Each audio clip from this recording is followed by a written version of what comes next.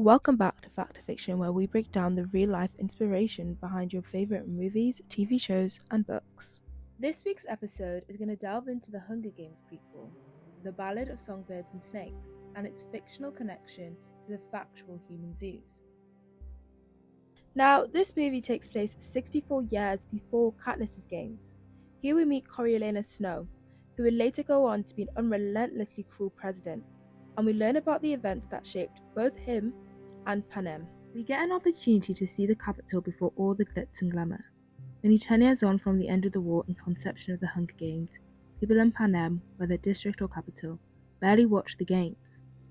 It's a far cry from the popularity and treatment of tributes we see 64 years later at the 74th Annual Hunger Games. During the 10th Games, the tributes are treated like livestock.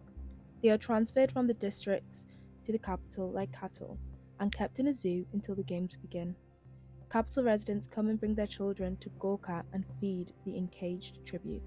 In reality, the capital residents are Europeans, with black, brown, and indigenous people being from the districts and representing the tributes.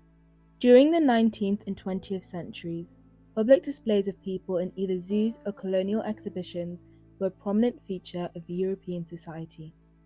The goal was clear: promote the superiority of the white race through the dehumanization of people from colonized lands. By displaying these people as no more than savages, the European theories on racial science and the primitiveness of other races could spread. A German man named Karl Hagenbach is cited as the creator of the modern zoo. He adapted the architecture of zoos so that they focused more on showing animals in their natural open-air environment. However, he should also be remembered as the person who began the widespread degradation of humans in zoos for the pleasure of Europeans. While before human zoos popped up as anomalies in the world, they became normalized through the actions of Hagenbach. Interestingly, he advocated for the more humane treatment of animals by showing beatings used in their training were cruel. It seemed, however, the treatment of his fellow humans was not his concern. Indigenous people faced challenges. Those brought from hot African climates were forced to wear their traditional clothing, even in the freezing December temperatures. There was a lack of water, and coupled with unsanitary conditions, this led to illnesses. Over the course of 50 years, around 35,000 people would be exploited in human zoos. Accounts from their points of view are extremely rare. We know that many were forced to participate and kept captive, while others came willingly under false pretenses. The sole account from one of the ethnic participants of the zoos comes from the diary of Abraham Ulkerab. However, it's since been translated and the original diary has yet to be found. In 1880, 8 Labrador Inuit people from modern-day Canada were recruited and toured in Hamburg, Berlin, Prague, Darmstadt, Krefeld, and Paris. Abraham was a devout Christian and skilled piano player. He agreed to go to Europe to settle his father's debts and get money to provide for his family. He also looked forward to seeing some missionaries he had befriended while they were visiting Labrador. He brought along his wife and daughters and convinced another family of 3 to accompany them. Abraham had been promised that his family would be returned the following summer. However, upon their arrival, they realized they had made a mistake and wanted to return home. In his diary, Abraham talks about the unpleasant life in Berlin due to the large crowds who gathered in their enclosures. Abraham was forced to threaten crowds with harpoons to drive them away. The group began to suffer from smallpox, and by 1881, all were dead. Ulrike, Abraham's wife, was the final survivor.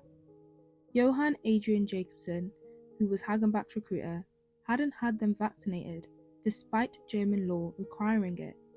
In his diary, Jacobsen admitted that he had forgotten, costing 8 people their lives due to his carelessness. The remains of 5 of the Inuits were kept in Muséum National d'Histoire, where they are yet to be repatriated. This museum is managed by the Musée de l'Homme in Paris. This is a museum with an extremely dark history. The body of Sarah Bartman was displayed until 1974 and only repatriated in 2002. The story epitomizes the denigration and exploitation of black women, both historically and contemporarily. Sarah's real name is unknown. However, we do know that she was born in 1789 near the Gamsus River in the Xhosa Kingdom, which is now known as Eastern Cape, South Africa. Sarah had a difficult childhood. She grew up on a colonial farm where she and her family were likely servants. Both her parents passed away when she was a young girl. By her teenage years, she was already married and gave birth to a child who passed away shortly after.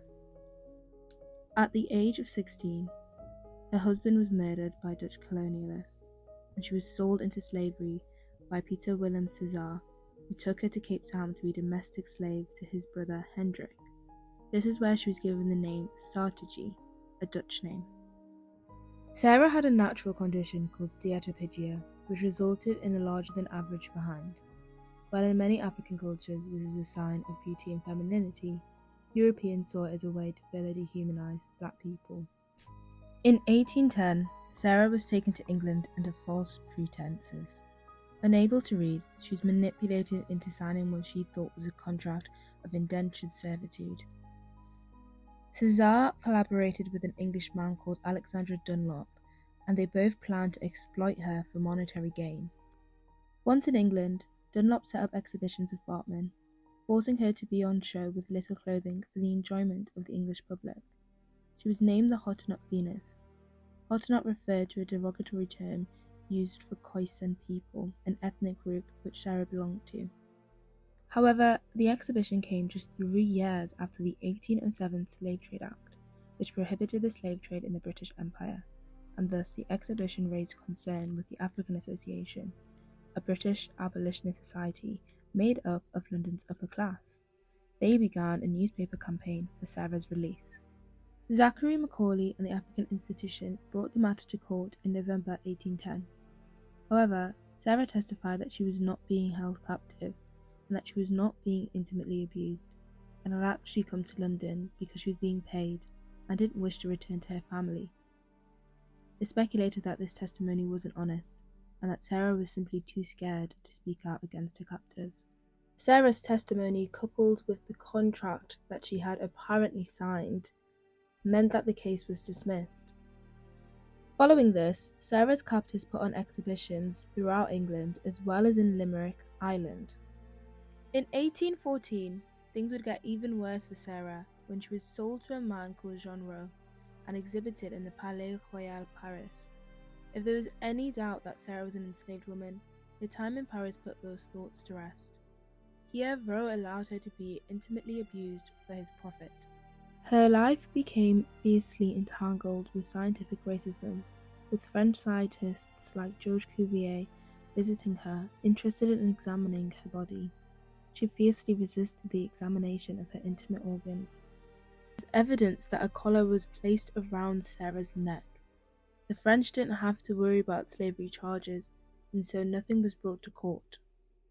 In 1815, Sarah passed away in Paris, aged only 26. To support European racial theories, Georges Cuvier made a plaster cast of Sarah's body. He then dissected her and placed her remains in jars. They were then displayed in Le Musée de l'Homme. In 1994, President Nelson Mandela asked for Sarah's remains to be brought from France to South Africa. In 2002, France and the museum finally agreed to stop holding Sarah's body hostage. This signaled the end of Sarah's over 200 years of slavery. Sarah was finally buried near her birthplace in Hankey, Eastern Cape. However, in 2015, her grave was defaced with white paint. This came during a time where many monuments were being vandalized in South Africa. These attacks were allegedly by white South Africans who wanted a return to the apartheid. However, white South Africans still hold a monopoly of wealth and land in South Africa. The land of South Africa, like Sarah, was taken by force and exploited. Sarah and Abraham are 2 out of 35,000 people who suffered at the hands of human zoos.